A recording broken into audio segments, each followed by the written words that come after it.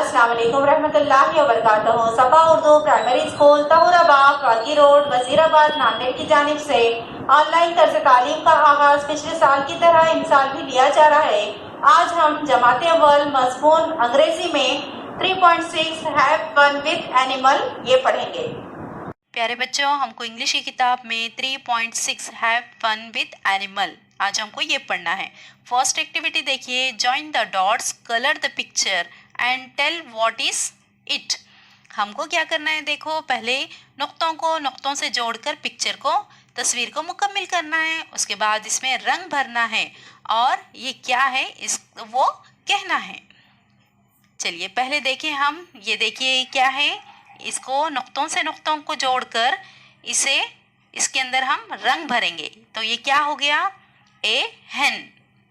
अब उसके बाजू में a duck, a camel, a parrot, an elephant, an ox, a tiger, an ant, an eagle. आपने इसे अच्छे से एक दूसरे नुक्तों को जोड़कर पिक्चर में अच्छे से रंग भरेंगे, साफ सुथरा रंग भरेंगे और इनके नाम अच्छे से याद करेंगे। प्यारे बच्चों, इस वीडियो को बार बार देखिए। हमारे सफा उर्दू प्राइमरी स्कूल के चैनल को सब्सक्राइब कीजिए, लाइक कीजिए, शेयर कीजिए ताकि नई आने वाली वीडियो की नोटिफिकेशन आपको मिले। इंशाल्लाह नेक्स्ट वीडियो में मुलाकात होगी। अल्लाह हाफिज।